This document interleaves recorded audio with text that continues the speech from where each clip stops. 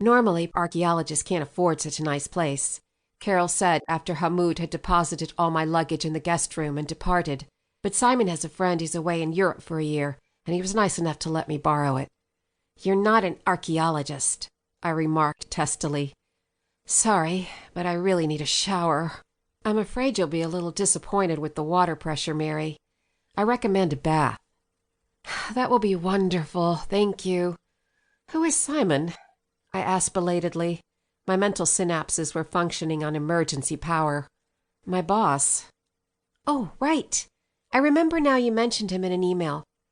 I glanced beyond the unimaginatively furnished ultra-modern living room into the more traditional dining room dominated by a polished mahogany table. Wine?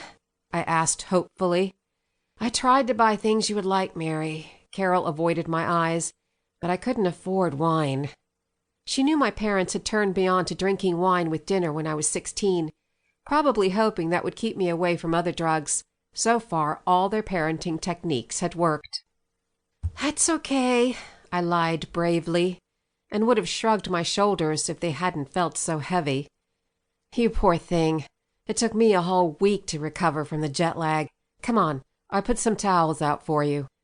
She showed me where everything was in the spacious bathroom, the soap, the shampoo and conditioner, the body lotions and scented powders, like a golden-haired angel giving me a quick tour of paradise. I spend more time in here than in any other room. The air is so dry outside, it's heaven soaking in a bath at night. Would you like a martini? Hard liquor is a lot cheaper, and you can set your glass right here where I usually put my teacup. 30 minutes later, I could not have felt much better if my fairy godmother had tapped me on the shoulder with the wand of my olive-impaling crystal stirrer. Instead of the traditional childish bubbles, I had chosen mineral rocks from one of the many jars available to me. Carol was as serious about the art of bathing as an alchemist. I sank a little deeper into the water, grateful for the pillow cushioning my shoulders and the back of my neck as I stretched my long legs out in the tub's delightfully accommodating dimensions. The curves of my figure were only slightly distorted by the clear blue water. Setting my martini glass down on the floor next to the tub, I slumped more comfortably against the bath pillow as I lightly caressed the insides of my thighs. I knew I had long, shapely legs, because quite a few guys, even men, had told me so. How many times I had heard, "You have great legs, Mary," might have gone to my head if the compliment hadn't always been echoed by my father's terse warning, delivered when I was 16. "Be careful, sweetheart. Guys just want to get in your pants."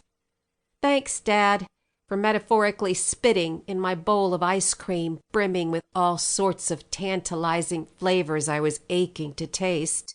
Handsome guys looked delicious, but I didn't trust their flattery. And thank you, Mom, for literally yanking a romance novel out of my hands when I was 13 years old and replacing it with Tolstoy's Anna Karenina. There were lots of train tracks in Boston I could throw myself onto if the man I loved above all things suddenly stopped loving me. I had completely related to Anna and her wholehearted passion until she gave in to despair and killed herself. That was too lame for words. But the fact was, my parents' methods had succeeded in helping me control my strong inclination to give in to temptation, because I was 18 and still miraculously a virgin.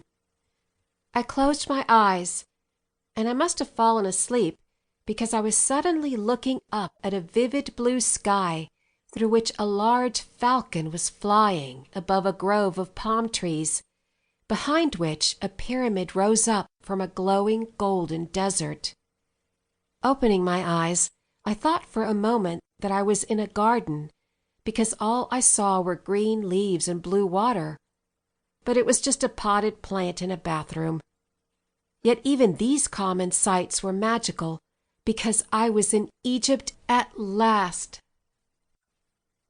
To keep listening to this audiobook, I've left you a link in the description so you can do it, at no cost thanks to Audible's 30-day free trial.